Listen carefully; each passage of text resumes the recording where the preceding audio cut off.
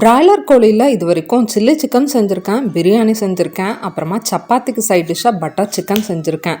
சாப்பாட்டுக்கு ஏற்ற மாதிரி கிரேவி டைப்பில் இது வரைக்கும் செஞ்சதே இல்லை. ஏதோ செய்யலான்ட்டு தோணுச்சு. அதனால இந்த டைம் ஹஸ்பண்டை பிராய்லர் சிக்கனை எடுத்துகிட்டு வர சொல்லிட்டேன். கொஞ்சமாக கிரேவிக்கு அப்புறமா கொஞ்சமாக சில்லி போட்டுக்கலான்ட்டு மேரினேட் செஞ்சு வச்சிட்டேன். மேடம் இந்த சண்டே வந்தாலே அவங்க அப்பா கூட நான்வெஜ் எடுத்துகிட்டு வரதுக்காக கிளம்பி போயிடுவாங்க. எந்த வேலையாக இருந்தாலும் அதை விட்டுட்டு போயிடுவாங்க. வெயில் ரொம்ப ஜாஸ்தியாக இருக்குன்னு இளநீ கடையெல்லாம் தேடி பார்த்துருக்காங்க. இளநீ கடை எங்கேயுமே இல்லையாம்.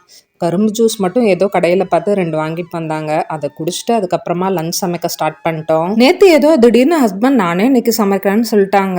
இருந்தாலுமே அப்படியே விட்டுற முடியாது. பக்கத்தில் ஏதாவது ஹெல்ப் பண்ணலான்ட்டு போயினேன்னா திஸ் இஸ் பொட்டேட்டோங்கிற மாதிரி திஸ் இஸ் சிக்கன் ஆனியன்னு அலப்பறை பண்ணிக்கிட்டே சமைச்சிட்டு இருந்தாங்க. ஏதோ அப்படி இப்படின்ட்டு ஒரு 1.5 மணி நேரத்துக்கு அப்புறமா கிரேவி ரெடி ஆயிடுச்சு. கடைசியாக கொஞ்சம் மட்டும் சில்லி போட்டு சூப்பராக லஞ்ச் சாப்பிட்டு முடிச்சாச்சு. எக்கு மறந்துட்டு வந்துட்டாங்க. இந்த வாட்டி எக் மட்டும் மிஸ்ஸிங். பாப்பா ரொம்ப அடம் பிடிச்சி கேட்டான்னு ஒரு ஸ்ட்ராபெரி பேக்கெட் வாங்கிட்டு வந்திருந்தேன். வெளியில் பார்க்கறதுக்கு என்னமோ நல்லா தான் இருந்தது. ஆனால் ஒரே புளிப்பு. சுத்தமாக வாயிலே வைக்க முடியல. வேணான்னு சொல்லிட்டா. என்ன பண்ணுறதுனே தெரில.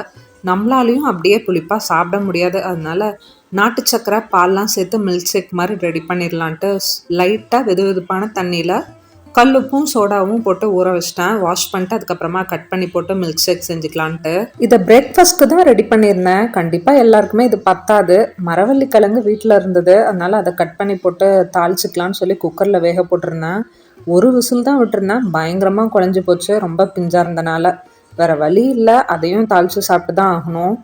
டைம் இருந்தனால சின்ன வெங்காயமே நிறைய உரிச்சு கட் பண்ணி போட்டு தாளிச்சிட்டேன். டெரஸ்ல இருந்த ஒரு தக்காளி செடியில் 5 தக்காளி பழம் நல்லா பழுத்து வந்திருந்தது. அதை பறிச்சுட்டு கூட அப்படியே மணத்தக்காளி கீரை கொஞ்சமாக பூச்சி இல்லாததாக பார்த்து பறிச்சுட்டு வந்துட்டேன். வீட்டில் வந்த கீரையாக இருந்தால் அடிக்கடி இதை பச்சையாக அப்படியே நல்லா வாஷ் பண்ணிட்டு சாப்பிட்றது ரொம்பவே நல்லது. லாஸ்ட் வீக் வெற்றிகரமாக பிளான் பண்ணி ஸ்டார்ட் பண்ணது. இனிமேல் வீக்லி ஒன்ஸ் ஆர் ட்வைஸ் கண்டிப்பாக ஏதாவது ஒரு வகையான சாலட் எடுத்துக்கணுன்ட்டு முன்னாடி நாள் நைட்டு வெள்ளை சுண்டல் ஊற போட்டு வச்சிட்டேன். இது கூட மிக்ஸ்டாக நீங்கள் பட்டாணி கருப்பு சுண்டல்லாம் கூட ஊற வச்சுக்கலாம். டேஸ்ட் வைஸ் பார்த்தீங்கன்னா இந்த கருப்பு சுண்டலை விட வெள்ளை சுண்டல் நல்லாயிருக்கும்.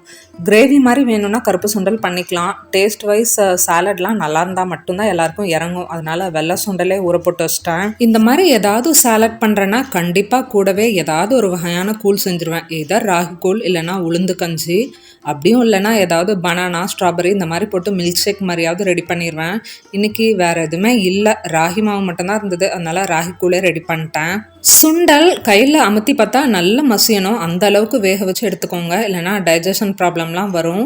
வேக வச்ச சுண்டல் கூட குக்கும்பர், ஆனியன், கேரட், கொஞ்சமாக லெமன் ஜூஸ், மிளகாத்தூள் போட்டு மிக்ஸ் பண்ணி சாப்பிட வேண்டியது தான். பிரேக்ஃபாஸ்ட் சாப்பிட்டு முடிச்சுட்டு நைட்டு போல் அரிசி ஊற போட்டு வச்சுருந்தேன். இட்லி மாவுக்காக அரைச்சி வைக்கலான்ட்டு அதையும் அரைச்சி வச்சிட்டேன். அப்படியே நேற்று மகா சிவராத்திரிங்கிறனால பாப்பாவுக்கு ஸ்கூல்லாம் லீவ் விட்டாங்க.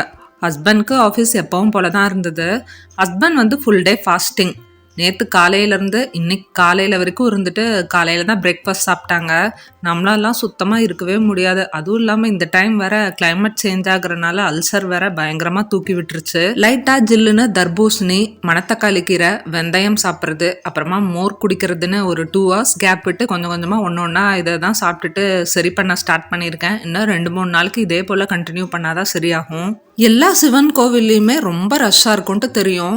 மதியம் போல் வந்திருந்தா கொஞ்சம் கூட்டம் கம்மியாக இருந்திருக்கும். கொஞ்சம் சீக்கிரமாக சாமியை பார்த்துட்டு போயிருந்துருக்கலாம். நாங்கள் போனது ஈவினிங் 6 o'clock மேலேயே ஆயிடுச்சு. க்யூ அந்தளவுக்கு பெருசாக நின்றுட்டு இருந்தது. ஒரு 2 மணி நேரம் பக்கமாகவே ஆயிடுச்சு உள்ளே போய் சாமியை பார்க்க. ஒரு வழியாக சாமியெல்லாம் பார்த்துட்டு பிரசாதம் சாப்பிட்டு அதுக்கப்புறமா வீட்டுக்கு டின்னர் தோசையும் வேர்க்கடலை சட்னியும் செஞ்சு சாப்பிட்டு முடித்தோம். நேற்று காலையில் தட்டைக்கொட்டை, முருங்காய், கத்திரிக்காய்லாம் போட்டு ஒரு அரைச்சி ஊற்றுற குழம்பு மாதிரி வச்சுருந்தேன். இட்லி, தோசை, ரைஸ் எல்லாத்துக்குமே இந்த குழம்பு சூப்பராக செட் ஆகும். காலையில் தோசை, மதியம் லஞ்சுக்கு ரைஸ் மட்டும் வச்சுக்கலான்ட்டு இதே குழம்பை சேர்த்து வச்சிட்டேன். பொரியலுக்கு மட்டும் புடலங்காய் பொரியல் செஞ்சுட்டேன். இப்போ தான் ரீசெண்டாக ஃபீல் பண்ணுறேன். நிறைய விஷயங்கள் இந்த மெச்சூரிட்டி வந்ததுக்கு அப்புறம் தான் புரிய ஆரம்பிச்சிருக்கு. புதுசாக ஒரு வேலைக்கு போகிற இடத்துல எல்லாரையும் இம்ப்ரெஸ் பண்ணுறோம், நல்ல பேர் எடுக்கணுங்கிறதுக்காக எல்லாரும் பண்ணுறதை அட்ஜஸ்ட் பண்ணி போகிறது. நம்ம தலையில் ஒரு சில வேலையெல்லாம் கட்டுவாங்க, தேவையே இல்லாமல் அதையும் செஞ்சுட்டு போகிறது. அப்புறம் இந்த புதுசாக கல்யாணம் ஆன பொண்ணுங்கள்லாம் இன்லாஸ் வீட்டில் இம்ப்ரெஸ் பண்ணுறதா சொல்லி ரொம்பவே அட்ஜஸ்ட் பண்ணி போயிருப்போம். முக்கியமாக நமக்கு பிடிக்காத விஷயங்கள் அவங்க நிறைய செய்வாங்க, நம்மளையும் செய்ய சொல்லுவாங்க.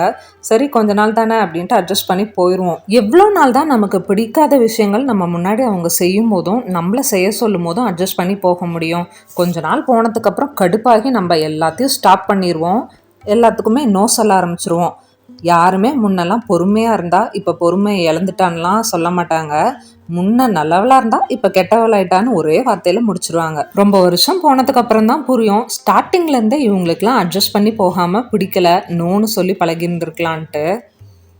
சண்டே வந்தாலே கண்டிப்பாக ஏதாவது ஒரு நான்வெஜ் சாப்பிட்டே ஆகணும்னு தோணும். ஒரு சில டைம் அந்த மாதிரி எந்த தாட்டும் இருக்காது, வேறு ஏதாவது சிம்பிளாக சாப்பிட்டுக்கலாம், ஒன் பாட் ரைஸ் மாதிரி, இல்லைன்னா அந்த மாதிரி முட்டை குழம்பு வச்சுக்கலான்ட்டு தோணும். முட்டை குழம்பு எப்போவும் கிரேவி மாதிரி தான் செய்வேன். இந்த வாட்டி கொஞ்சம் நான்வெஜ் டச் கொடுக்கலான்னு சொல்லி கறி மசாலா, மட்டன் மசாலாலாம் போட்டு அரைச்சி ஊற்றுற குழம்பு மாதிரி வச்சுருந்தேன். நாங்களும் ஒரு 2-3 வீக்ஸாகவே எலக்ட்ரானிக் சிட்டியில் புதுசாக ஒரு மால் ஓப்பன் பண்ணியிருக்காங்க, அதை போய் பார்த்துட்டு வரலான்னு பிளான் பண்ணிட்டே இருக்கிறது. ஏதாவது ஒரு வேலை வந்து டிலே ஆகிட்டே இருந்தது. இந்த வீக் எப்படியாவது போயே ஆகணுன்ட்டு ஒரு ஈவினிங் 6 o'clock மேலே ஆயிடுச்சு. இருந்தாலும் பரவாயில்ல, பக்கத்தில் தான் இருக்குது, போயிட்டு வந்துடலான்னு கிளம்பிட்டோம். மால் வெளியிலேருந்து பார்க்கறதுக்கு கொஞ்சம் குட்டியாக இருக்க மாதிரி தான் தெரியும், பட் உள்ளே வந்து பார்த்தா தான் தெரியுது 4 floors இருந்தது. மேடம் கண்ணு உள்ளே என்டர் ஆனதுலேருந்தே அவங்க ஏரியாவை தான் தேடிட்டு இருந்தது. கடைசியாக 3rd floorல அவங்க ஏரியாவை பார்த்தோன்னா குஷியாயிட்டாங்க. அங்கே நிறைய நேரம் அப்படியே டைம் ஸ்பெண்ட் பண்ணிட்டு மேலே 4th floorலாம் போகல. ஃபுட் கோர்ட் இருந்தது, மூவி இருந்ததா என்னன்னு தெரில. வீட்டுக்கே போய் டின்னர் சாப்பிட்டுக்கலான்ட்டு ஒரு 10 o'clock மேலே கிளம்பிட்டோம். போகும்போது தெரில, கீழே வரும்போது தான் பார்த்தா கிரவுண்ட் ஃப்ளோருக்கும் கீழேயும் ஒரு 4-5 கடை போட்டு வச்சுருந்தாங்க, அதை கவனிக்கவே இல்லை.